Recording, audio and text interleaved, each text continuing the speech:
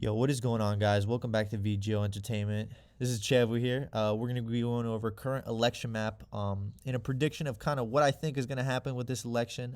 As you can see, the election is getting very close in terms of polls. Trump was winning just by 0.1%. Still a good lead for him. He doesn't really need the popular vote to win this election, but it is getting very close in these polls. So we're going to be going over this election map here, and I'm going to be making my predictions of basically what is going to happen. So we're going to start off with the safe states for Kamala. So we have California, Washington. We're going to have the District of Columbia as well. And we're going to have Maryland and Delaware. And then we're also going to have New Hampshire and the smaller New England states, as well as this congressional district in Maine. All right, so these are basically all the states that I think is very safe for Kamala. She has basically no chance of losing. I mean, California, there's not really a chance that she loses California and some of these other states. All right, so now let's go on to states that I think are safe for Trump. So we're going to start with some obvious ones. This election, I think Trump really does have enough to take Arizona. By safe margins, I believe, especially with Trump making such huge strides in the Hispanic community. I think he will definitely take it.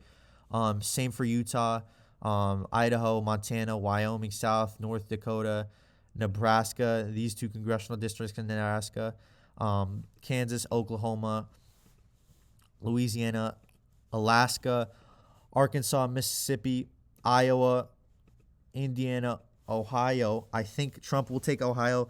He's making huge moves with the white demographic of voters, especially the white working class. So he's making huge strides with them. I really do think he will take Ohio by such safe margins. We have West Virginia, of course, Kentucky, Tennessee, Mississippi, Alabama, and South Carolina. And I will be adding Florida, just mainly because even though the polls are within 5-ish percentage points, depending on what polls you look at,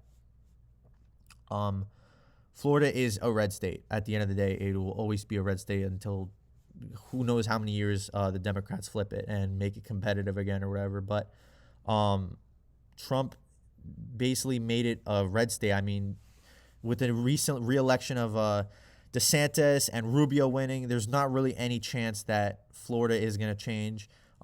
It's basically 100% a red state. Same for Texas. Huge prize for the Republicans with Florida and Texas.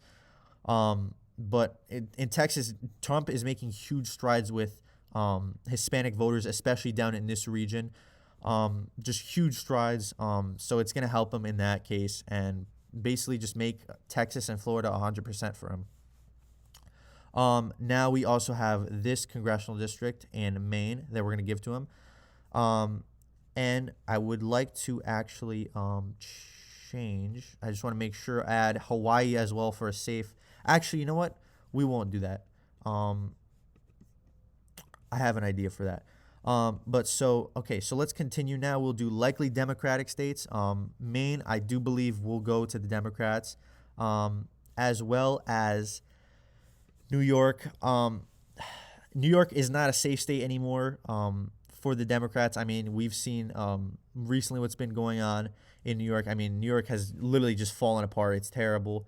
And people are seeing through Kamala's bullshit with New York and the Democrats' bullshit and all the corruption that's going on in New York City. And I mean, we've seen the rally that Trump had in the Bronx. It was incredible turnout there. And yeah, I mean, it just doesn't look good for the Democrats in the state of New York. And usually people with Minnesota, they do have Minnesota as a lean Democratic state, but I don't think that there's any possible way that Trump takes Minnesota. I mean, it's such a strong state for the Democrats. I mean, if they lose Minnesota, then you might as well give them the whole map. There's really no way that they lose Minnesota. You might as well give them the whole election if they lose Minnesota. So we will give that to Kamala as well. And we will give her the state of Oregon and Colorado. These are basically just completely safe states. Well, not completely safe, but very likely states for her. We'll also give her Illinois. Illinois really has very small chance of changing. So now we will go to the lean Democratic states. I will give Kamala a leaning in Hawaii. I don't think Trump has any chance of flipping it at all, but due to the Biden administration's poor handling of the Maui fires, I don't see Kamala doing very, very great. As I don't see her doing nearly as great as Hillary. I mean, she is a worse candidate than Hillary. Um, People see her disingenuousness, and also just she. I mean, she is part of the. I mean, she is not the main reason, but she is also a part of the Biden administration, and they handled the Maui fire so terribly. So I do think that is going to be a huge problem come election day in Hawaii for her. So basically now we're down to the wire. I mean, we also have we will make Virginia a likely Democratic state. Trump is making huge moves with the white working class in the United States, especially in this kind of Rust Belt, New England kind of region, Midwest. But I do not think that it is enough to change Virginia. It's going to be very tough, and we will give lean Democrat to Vermont. Vermont is slowly changing, I think, to the right, but it's definitely not enough to completely change the other side. All right, so now we will basically go over some likely GOP states. Nevada is now a likely GOP state. Trump is making huge moves again with the Hispanic community, like I said, with Arizona and Texas, huge moves. So I think he will end up taking Nevada. I mean, I do believe that will happen. And now we will also do. We have North Carolina. I think Trump will take that by very good margins, as well as Georgia, even though he did lose Georgia by a very, very tiny margin to Biden. Again, Kamala is a worse candidate than Biden. And I mean, Trump won it by a little bit in against Hillary, but I think he can win it by pretty good margins, especially because, like I said prior, Trump is making huge strides in certain communities, certain groups of people, especially the black community and black voters. So he's making huge strides in those communities, and it's going to help him out, especially in places like Atlanta and those metropolitan areas. All right, so now I'm going to add some lean GOP states. I do think New Mexico will lean to the right now. It got very close in these last elections, but I think Trump will take it. And I want to add one state. You might have seen that I didn't basically do anything to it yet. We still have the Rust Belt, but we'll go over that with certain polls. But we have New Jersey. And, of course, New Jersey is a blue state. But I do believe that Trump this year can win it. Not by any big margins. Well, first, actually, before we get to New Jersey, let's get this district of Nebraska. This is the main metropolitan district of Nebraska. Trump won it in 2016 and lost it in 2020, but I think he will take it back. But let's go back to New Jersey. So I think Trump can win New Jersey. As a person who has lived in New Jersey during his life, the strides that Trump is making in New Jersey, I think, are very, very huge. You could see it. I mean, and also the very poor handling that the current government is doing in New Jersey, I think will switch a lot of people red. With the current bribery issues that are going on in New Jersey, it's destroying the state. And I really do think it's going to make New Jersey very, very, very competitive. And it's going to turn, especially the northern area of New Jersey, it's going to turn. I think it's going to turn them red. So I will give New Jersey to Trump as a lean GOP state. So now we have the core Rust Belt trio here. We're going to be going over some polling for these states. So let's start off with, we will start off with Wisconsin.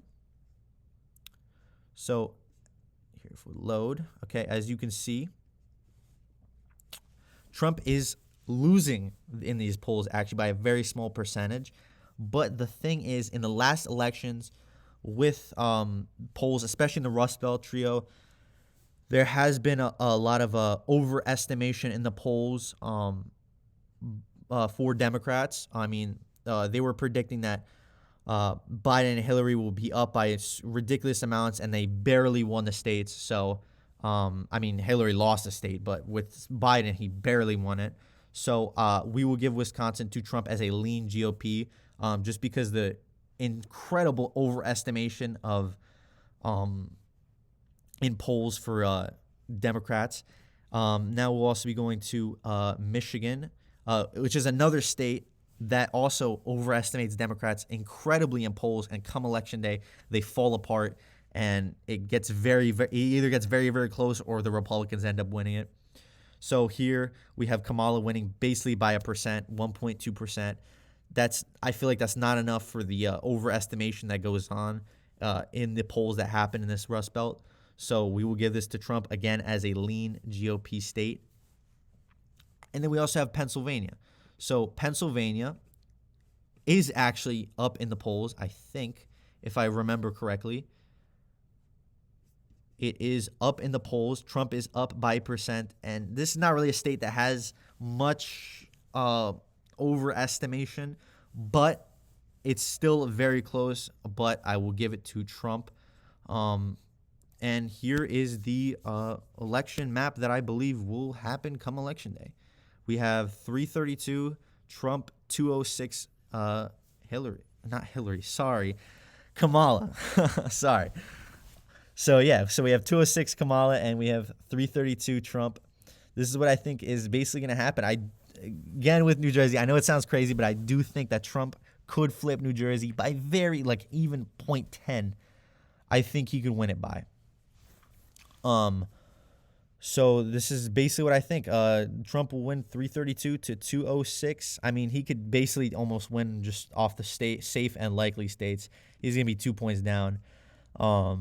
But yeah, here's what I think. And I think we will be seeing red, and we will be seeing MAGA again next come election term. Thank you guys for watching. Tune in the next video.